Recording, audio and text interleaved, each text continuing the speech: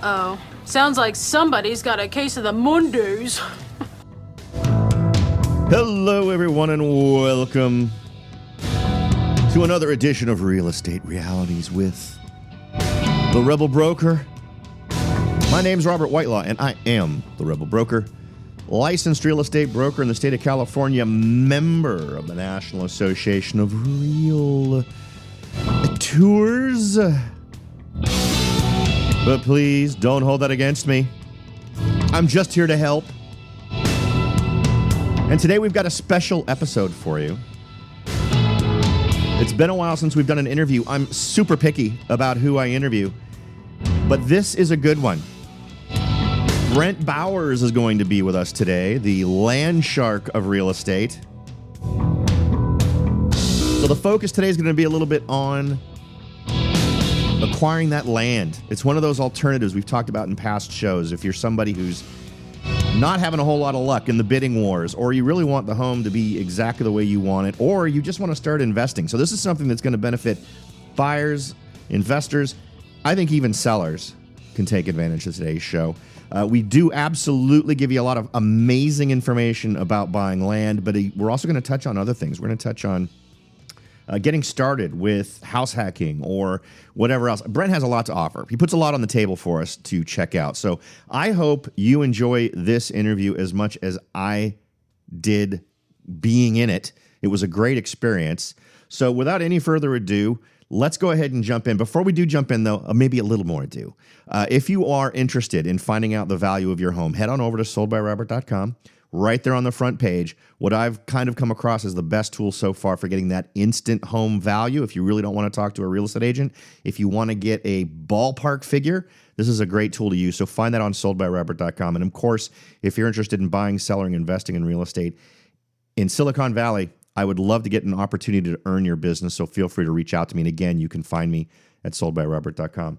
So again, this time for real, I'm not joking. No more further ado. Let's go ahead and talk to Brent about how he got started and how you can get started getting a hold of land and working it to your advantage. So enjoy. So to sort of segue in, the thing that really kind of caught my eye about you was your interest in developing undeveloped land, getting land and doing stuff with it. And that's something that has been sort of a passion of mine, just because it exercises all kinds of things, whether you're somebody who's just, whether at the basis level, if you want to make money, and at the other level, you want to create amazing buildings and provide outstanding homes for people or whatever it is you want to do. It's the entire gambit from one end to the other. Yeah. With the sacrifice being, it's not always easy. It's far more complicated than dropping into a new home development and putting 20% down on that KMB house or whatever, right? But given the market today, the payoff is nuts, right? I mean, I'm the one doing too much talk, and this is your thing. So first, let's start with what got you into it to begin with. Man, gosh, you got me fired up. I actually just hung up on a call with a gentleman named Ken Dan Liu. Mm-hmm. That's been a huge inspiration of, building. The guy who builds skyscrapers, by the way. Yeah. And it's just, there's such a demand right now for building. But anyhow, what got me started was 2007, got my real estate license, then bought a rental. Perfect timing. Yeah, I'll tell you. And partly the reason why I joined the military, because 2008 was going on. I was a failure. I was a quitter, literally. Ended up having I had a real estate license, had a rental property, had a business, and went from doing all that to I couldn't pay my electric bill. And then I had to basically call my landlord and say, look, I can't afford next month. And then I ended up having to pay this huge buyout that ultimately destroyed my credit because I didn't even know about it until about a year or two later. But long story short, I needed something different. And I ended up going into the military to go back to school, to re-educate, to restart, because I put it in my mind that there's no way I can do this because people that have been in this business now for 15, 20 years are failing at it. Mm-hmm. So I was out of the country for several years, living in Germany with the military and then a couple deployments to Afghanistan, and get back to the United States in 2013. and I had that itch to get back into it. Mm-hmm. So I bought the house right next to the college that the Army was sending me to go to school to be an officer, started house hacking that, then bought another rental down the road, and then started wholesaling houses to pay off the debt that I just accumulated by buying all these rentals.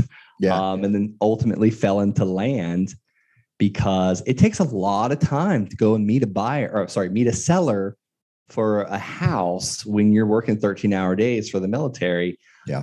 So I just started mailing landowners, and these guys didn't care about meeting me. They gave me their price that they were willing to get rid of the land for.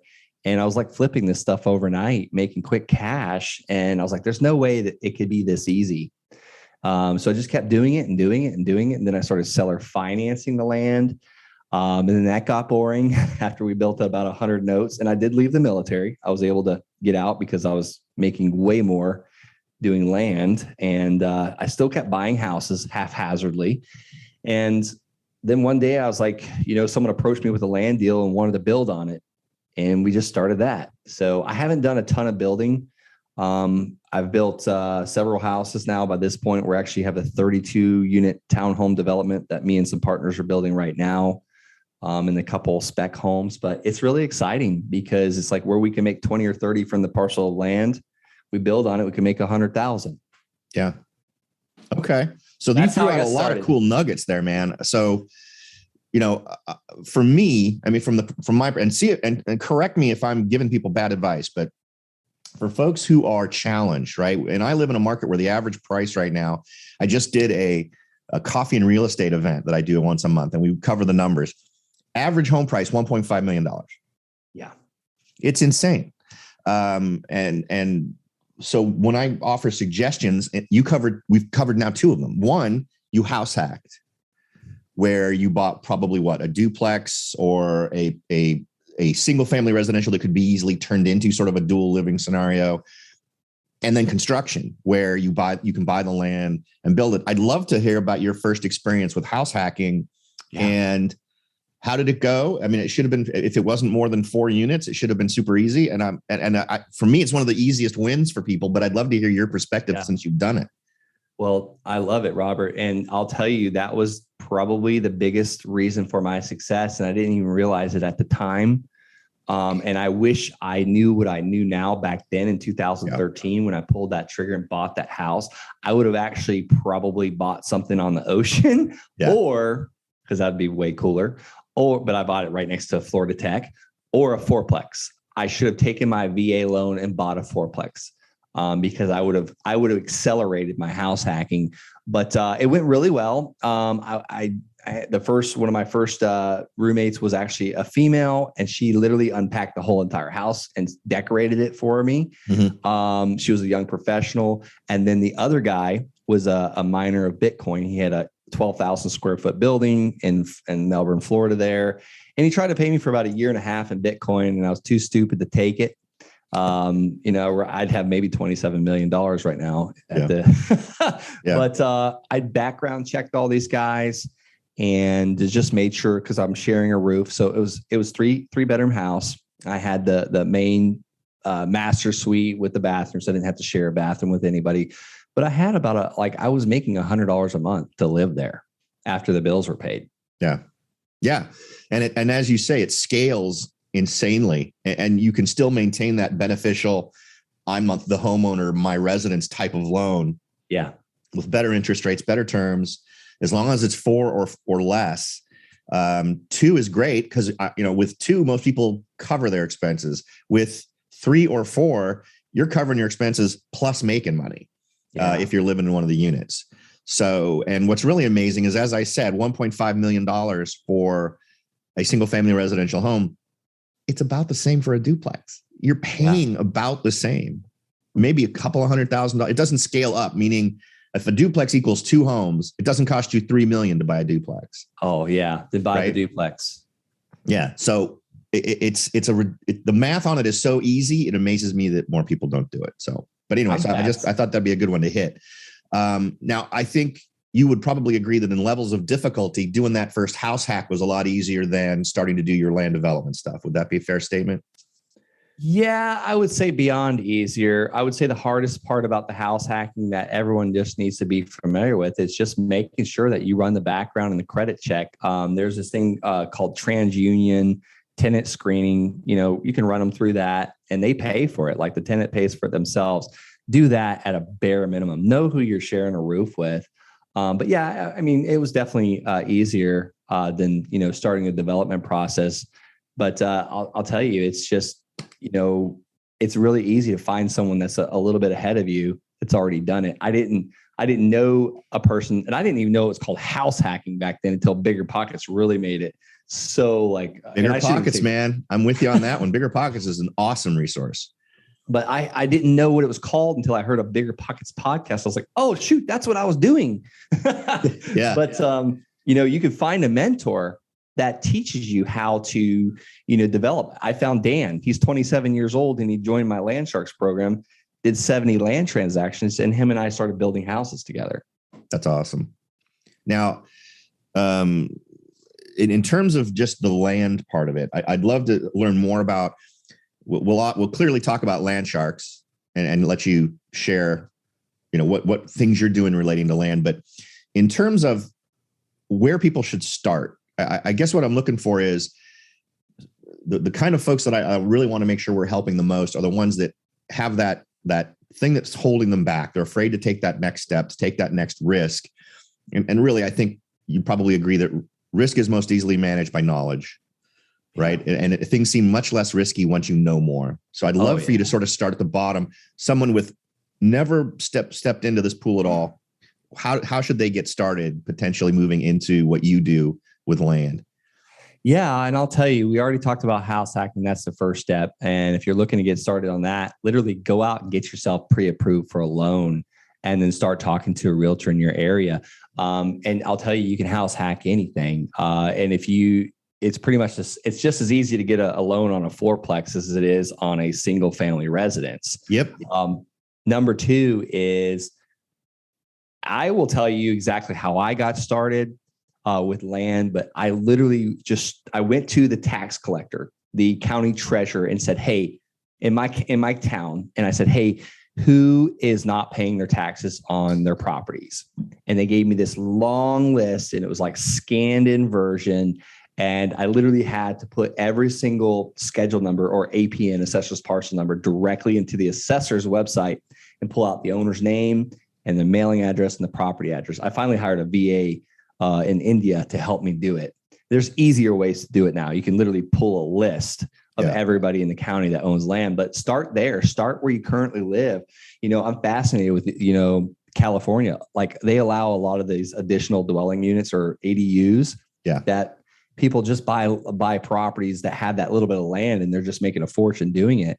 Yeah. Just a quick tip of one of my students are doing that, but start where you live and then get in touch with landowners and see if they would consider selling the property. How do you see if they would consider selling the property?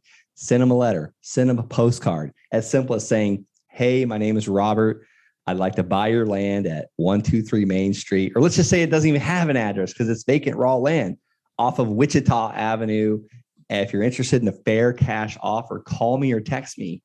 And then they'll reach out if they want to sell it. And then when they're calling you, just get a little information about the land and ask them if it's okay if you do a little research and call them back. Yeah. And then check out Zillow and Redfin, see what the land's selling for, and get it under contract for less, and you can go find a buyer that's paying a little bit more than what you've got it under contract. That's the easiest way I can tell people to get started. Go out there and just start taking action. What do you see in that stream of logic there that you just kind of went through the steps? What do you see as the biggest obstacle that stopped people most? I mean, I have a theory, but I'd love to hear yours. Yeah, they'll send 2 or 3 letters and they don't get a call back, and they're like, "This doesn't work." And then you get to 5,000, and then you have about 7 or 8 people that call in, and one of those deals pays you $60,000. Yeah. So the biggest obstacle is people get it in their head. They know the answers, and they might take the steps 1 or 2 or 3 times, and then stop taking the steps. Because it's like, you just got to keep chiseling away. Acres of Diamonds, a great book. I took so many real estate courses at age 18 and 19 and 20. I had all the knowledge then. but I would go out and do the driving for dollars, or I would go out and do this or that, or I'd send a few mailers, and I would try and do a little bit of everything. I would dabble and never stay consistent. And that's why it took me until I was 2013 to really start doing well in real estate. Yeah. And I think you hit it. I mean, it's consistency. It's realizing that, in a lot of cases, successes are measured in one case out of 100 or one case out of 1,000. And so you shouldn't be measuring your success based on, I sent 4 letters and no one responded, right? It's about carrying on and pushing through. And the other part of it that really I find annoying is there are so many people in the world that are going to tell you, man, you know what? You've spent how many hundreds of dollars sending out these letters and whatnot to people. That's money you could have kept, and you've got nothing to show for it. You really should stop. You should spend your time doing something a little more secure. And it's the input from other people, well-meaning people who clearly probably want the best for you, but their advice is horrible because it stops you from persisting. Is the other part of it that I think hits people the most. Yeah, I can't agree more. I've had that happen to me in my life before. My father said, son, stop maxing out your credit cards and going to these, events where you're learning about all this real estate education. Oh, by the way, my dad's now done 50 land deals. But thank God I didn't listen to him, because I will never forget that. And I've had people derail me because I'm like, man, he's an intelligent guy. And he's telling me that's just like, I've literally had people tell me like, why are you spending all this money on mail? And I have listened to some of those people, and it has stopped my success in certain areas. Yeah. You need to have faith, I think, in what you have learned, and what you have seen succeed. It's hard to argue with things that demonstrably work, despite what well-meaning people may say in your life. All right. So that's step one, right? Reach out. And I love the idea that you're not necessarily going to the MLS. You're not excluding it. You're still including a real estate agent in that process, potentially, either to, for instance, I have access to tools that would easily pop up the mailing address of any landowner. So I may be easier than the county website, or I may be easier than whatever tool you're using in terms of teasing out that mailing information. So an agent can play a good part in your success there.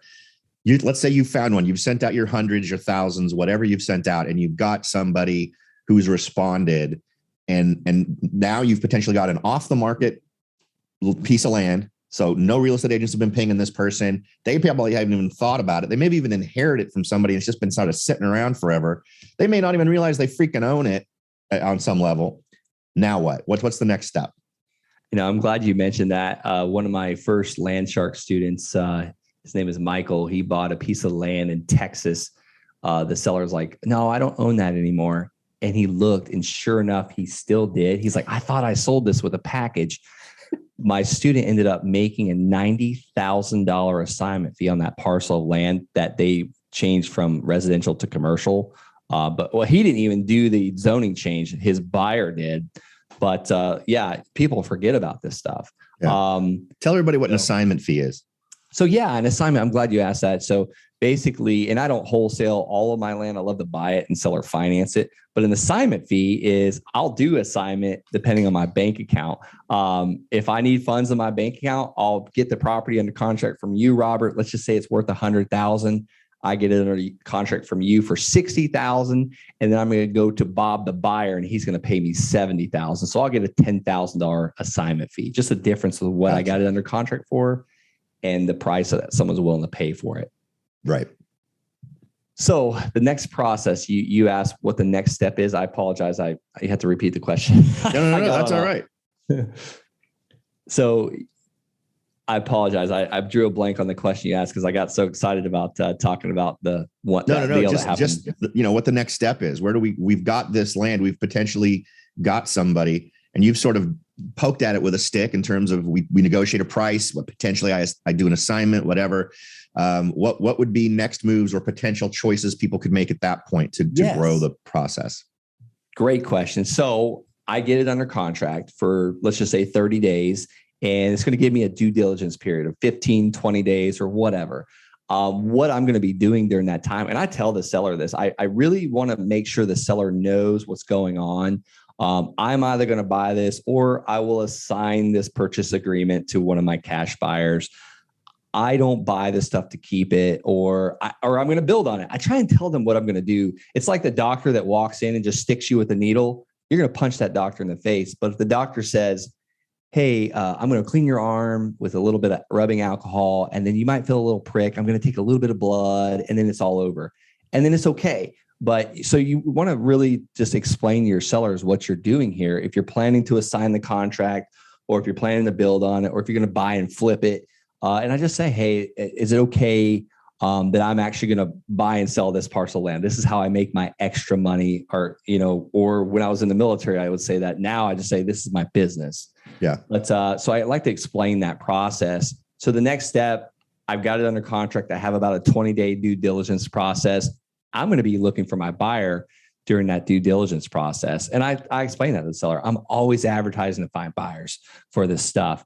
And that way, if they come across a Facebook ad or a Craigslist ad or 19 signs on the road, they understand that's Brent out there working type thing. Yep. So I'm going to line up a buyer that's ready to put either a down payment or pay me cash. My down payment in a perfect world will be the total amount that I'm paying for this land. Yeah. And everything else is a note, a seller financing deal. So they're going to put maybe $10,000 down. I'm buying the land for $10,000, but it's worth $30,000. Now I have a $20,000 note. So I get Bob the buyer to pay $10,000 down. I'm paying $10,000 for the land. I have the title company do everything, and I just enter as the bank basically, because I've got a deed of trust and a promissory note that someone's going to pay me payments every single month for the next 10 years for this parcel of land. Gotcha. And the other thing is, so many people are, anytime you add a wrinkle, right, people kind of freak out a little bit. Notes. I like notes. I like seller financing. The bottom line is it's really a no-lose scenario when it comes right down to it. When the note's written correctly, they either pay you or they lose all the money they've already given you and you get the land back. Yeah. Yep. So I like to point that out because there is it's potentially some wrangling. Again, it might be a little bit of back and forth and some things you got to do, but in the end, there's only good things for you when you write a note. And if you do it correctly, just like you suggested, really paying attention to who you're sharing your roof with, making sure you qualify your tenants, you qualify the person you're doing the note on. I mean, if they've got a history of being really bad about this stuff, well, then maybe that's a different decision to make. So great. I'm glad you're embracing the world of notes too. I think that's a really strong tool. It's beautiful. I mean, it gives me time freedom. It gave me financial freedom first. And it's just incredible. I mean, why are banks the biggest, prettiest buildings in every city and every state in this country? Because they understand the power of compounding interest. Albert Einstein said, those that understand it earn it, and those that don't pay it. If we look at a 30-year mortgage at 6% interest, $200,000 loan, if they never refinance it and never miss a payment, they're going to pay over $430,000 for that $200,000 they borrowed. Is that really 6%? It's not. Yeah. All right. So that's option number one. Sell it to somebody else, potentially take a note. What other option would someone might want to exercise? Yeah, you can either assign that contract. You've got it under contract for $10,000. Bob, the buyer, he wants to build a house on it for himself, or maybe he works for Toll Brothers or Lamar or whatever. He's just a one-off developer. He builds spec homes for himself. He'll buy it from you at $20,000. He's still getting a great discount because the land's worth $30,000, and you just made a quick $10,000. Right. Or you know a great land specialist realtor.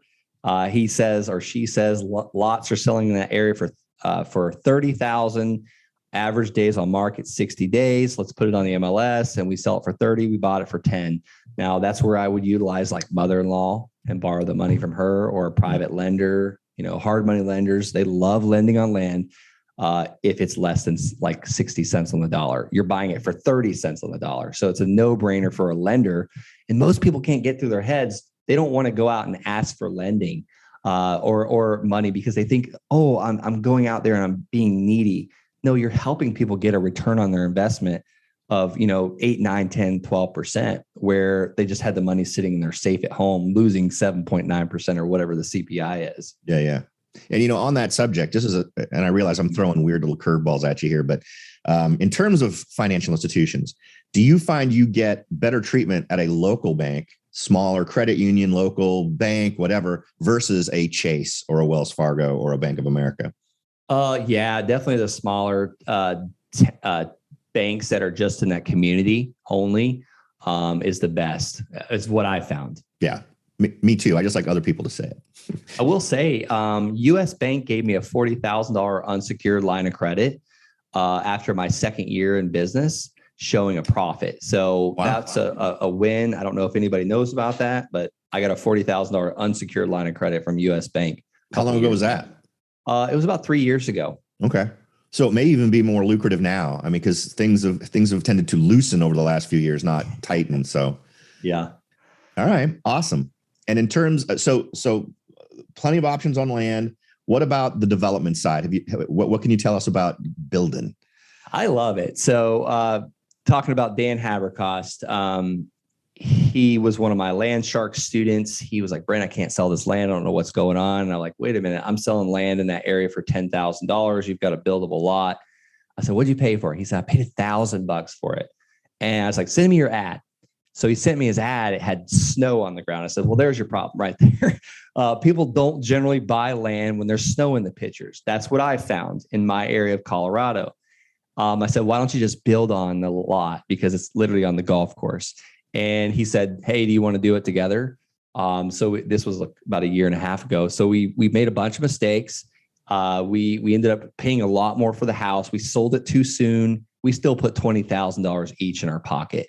We're doing another one on a golf course. So it's got a lake view. This one should put about $100,000 for us to split on this one, where we might have made 20 or 30,000 on the lot, and had a quick sale. So it's like, okay, do you want to make the quick money or wait for the longer 3x return?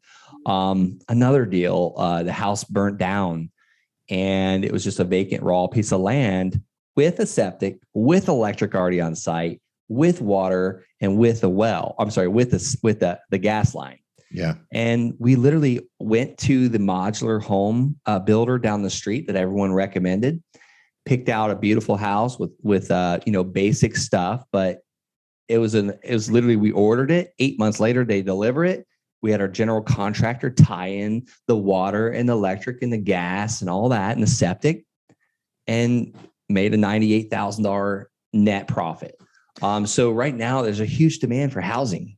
Yeah. And what's really crazy is the construction that is happening is tending to be at the higher end. So no one's catering to that middle of the pie. And there's actually even communities now, one of them being Los Angeles, where home prices are now going down, oddly enough. But yeah, the inventory here is just so low and the need is so high that it's amazing to me that home builders are now showing lower confidence levels. And they're not building, they're planning to build less than they were planning to in 2022. So folks like you who are out there making it happen are really one of the few folks bringing new homes online, potentially at price points that folks can actually afford. So it's kind of nuts. The NAR, National Association of Realtors, several months ago said we were somewhere like 6 million houses short. Yeah. That tells me there's a demand for affordable housing. Yeah. Well, and so, and that same organization at around the same time, a few months ago, was the headlines all around the country were saying, wow, we're now building levels at what our peak was in 1973. Well, great. Our population's doubled since 1973. So if we're building the same number of homes today that we were in 1973 for half the population, that's not good news. Yeah, it's very interesting. Hence why we bought 3 acres in the middle of Colorado Springs. We're building 32 townhomes on, and they'll be very affordable. I think they're 1,600 square feet. We just got the rendering back today. So I was like, that looks great. So we're excited about that. We're doing that with partners, actually. So we're always doing little things like that, but the building projects just get bigger. Yeah. Well, and you made an interesting point about because this is a property that might have scared someone off that burned down, but all the utilities were there. And just as a story about utilities, I was looking at a lot here in my town of Morgan Hill, and I was doing my due diligence on it and discovered that the city, in order to get everything to it, all the stuff I'd have to do before a single shovel touched the actual lot in terms of sidewalks, sewage, water, everything, it was going to cost $130,000 to do that work. Yeah. So it suddenly that turned it into a not so lucrative deal. So you find a house like yours where really the only thing that's been scraped off that lot is the house itself. You don't have to worry about paying the power company to bring a line to the lot. You don't have to worry about bringing water, sewer, any of that stuff. It's there. That's a huge expense in a lot of cases. I'm sure some municipalities are a lot cheaper than nutty California, but that's money in your pocket. Don't look at a burned down house and go, oh, wow, gee, I don't know if I want to get involved with that. That's an opportunity for you to shave an awful lot of costs off of your development. Yeah. And even if you wanted to go super cheap, I don't know if you've heard of Boxable. It's basically a home that you can pull behind you. It's Boxable. And they fold up to trailer size. So in order to move this house around, you don't need to get a special permit. Elon Musk lives in one on his spaceport. It literally can be set up in a day. You can order one. If it arrives at 10 in the morning, you can go out and have lunch and see a movie. And when you come back, it's all set up. It unfolds. And it's basically the Legos of houses. And they have one right now. It's $50,000 and it's like a 800 square foot, 600 square foot, everything. It's a studio house, bathroom, kitchen, living area, the whole 9 yards. But they're coming up with a scenario where you could put 4 or 5 of these together, have one of them be the kitchen, one of them be the living room, one of them be a bedroom, another one be a bedroom, and have yourself a 2,000 square foot house made out of these things, with each one only being $50,000 a pop. That's amazing. I'm looking at the website right now. This is like going to be game changer, because I've got a piece of land that I want to put a cabin on, and I'm like looking out outrageous prices to build on. But if you're watching the animation on the front page, see how they're pulling it behind a Tesla? They would. Yeah. Once he bought one, they kind of had to leverage off of that, right? But yeah, it's amazing. And here's the other thing. You as a land guy, one of the other things that I've seen a lot of people have success with is mobile home parks, right? Yeah. Where you don't own the mobile home. All you own is the stuff that goes to it. So if they have plumbing problems, any of these other problems, it's not you. You're not the guy. Yeah. Now, granted, this separates from that little peace of mind bit, but imagine a world where you convert a mobile home park into one where there's 20 of these things. Yeah. Right. Or you've got a nice chunk of land and you put 5 of these on it. Powerful. I mean, in terms of development costs, it's ridiculously cheap. I like the one with the cabana on top of it. Yeah. That's amazing. Yeah. Like I said, man, they're Legos. You basically just put them together and you can create any house you want. And the only reason I bring that up is you are presented with so many open options when it comes to land. And I've always been a huge advocate of making land part of your portfolio, because it can take the form of everything from, I'm just going to sell this to somebody else, all the way to, I'm going to put an amazing house on this lot. And it could either be mine or it could be something that I'm going to use to generate income.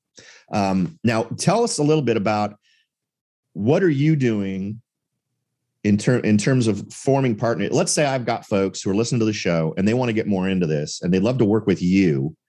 What would be their first step in doing that?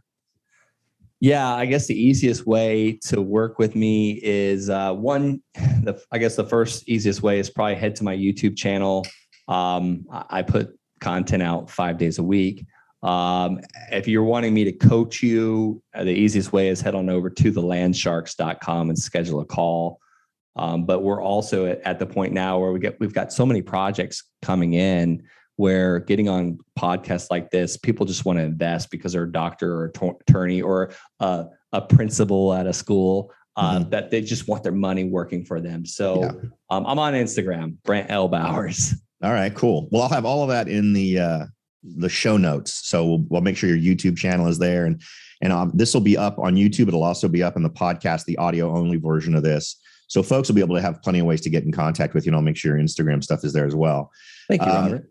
Yeah. Well, and I want, there's an opportunity now to sort of just pitch anything in terms of just for those people who are listening to this, watching this, and they keep inside saying, wow, I really need to do something. But what are you going to say to that person to help them make that first step? You know what? I love that you asked that. It's pick your avenue. Like you just mentioned so many things, Robert, like, whether you're going to build or you're going to wholesale, or maybe your avenue is mobile home parks. You pick that avenue and you put those blinders like we used to put on the horses that pulled the buggies. Yep. And you keep those blinders on and you take the steps every single day to talk to owners that have that commodity that you want to do, whether it be mobile home parks or land or houses or apartment complexes, you name it. And then just take action every single day. Most people think it's like, I gotta work a 13-hour day to make this happen. No, I built my land business in 2 hours a day. Every single morning, I got up at 4 a.m. when I was in the military because I had to be on base by 6 to start physical training. So I got up at 4, and from 4 to 6, that was the power hour. That's when I got the hard stuff done. And obviously I can't call buyers and sellers at that time, but I could email them. I could text them, and then I call them on my lunch break. So between 4 and 6 and then my short little lunch break, I would like disappear in my car. And like no one would know where I would go. But for 1 hour, I would make those calls and I would time block, and like there's no Facebook surfing. Get rid of TikTok. Get rid of all that garbage. That's the devil holding you back from where you want to be in life. Yeah. No, and I'm with you. That's the thing. One of the first things folks will say to validate a bad decision is, well, I just don't have the time. Well, and you make the time. You made the time. You just set your alarm clock 2 hours earlier to make the time for it. And obviously the military is a full-time job that isn't too cool with late punch-ins. So if you can manage a rigorous military lifestyle and still pursue this, the guy who's working at McDonald's or the person who's a receptionist wherever, this is something you can absolutely make time for. And it's an investment in yourself. And I'm with you. What's funny is we've picked the same number. My advice to folks has always been 2 hours a day. Whether it's an hour at the beginning of the day or an hour at the end of the day, I prefer you did it all at one shot. But wherever you can squeeze in those hours, just pick 2. I mean, I have a daily checklist of stuff that I do that is basically a 2 hour chunk of time. And I'm not unsuccessful at what I do, but I still have my list. Yeah. And that's so important. Adding that rigor to your life, getting a little discipline, visualizing where you want to go, setting a defined path on how to get there, and then doing the hustle you do in terms of finding those folks who will want to sell their land. Not a hard thing, but a lot of people don't do it. You will eventually be successful, no matter how much negative feedback you might get from people who think you're nuts. Oh yeah, you're going to take the negativity. It goes back to, from finding that, we can use a dating example, like, going to the dance in middle school. Like the guy some guys like me, I had to ask 10 girls, but the girls had 10 guys asking them. So it's just, you just got to get enough no's to get that yes. And it's the same thing in business. And, maybe you might be thinking, oh my God, I can't get up early. I'm not a morning person. Well, you've already destroyed it. Like you just told yourself that, you just got to get up. Like I got up at 4 this morning. I didn't want to be up, but 2 minutes later, after I got up, drink my full glass of water, like the cobwebs started going out of my head. And like, I'm so glad I did now. And I got a 2 hour jump on most Americans. Yeah. And what's amazing is what's almost sad is, eventually that's going to become second nature. Like I'm also a guy who decided to create more time for myself by getting up earlier. And I did the alarm clock. I got up at 4:30 every morning and was doing my thing. And then things started being to the point where I didn't need to do that anymore. So I turned the alarm clock off. I still wake up at 4:30 every morning because that's I've trained myself to do that now. So it's going to become second nature so that it's not painful. And the amount of success that you can in every aspect of your life. We can talk about whether you're making money in real estate or land or whatever it is you're doing. Whatever is your thing in life, applying the discipline we've talked about here to it is going to guarantee you eventual success. Not instant, but eventual success. So. And that's the problem. Society makes us think, oh, Facebook overnight success, TikTok overnight success. We see all these overnight successes. Yeah. I don't believe there's such a thing. You don't see the years, the years of work that they put in, to get that. Like I put in years of work from 2007 to 2013. I was not successful by any means in real estate. Yeah. And that's a pretty big gap. Yeah. Well, hey, Brent, I hope the goal with the show is always to leave people with more knowledge on the table of value than the time they've invested in consuming it. And I honestly think we've achieved that. I want to thank you for taking time out and spending what has turned into about 45 minutes of great information. And I look forward to hearing from you in the future and finding out what kind of wonderful stuff you've been up to and maybe getting an update on the wonderful world of land and development. Thank you, Robert. God bless. You bet. You too.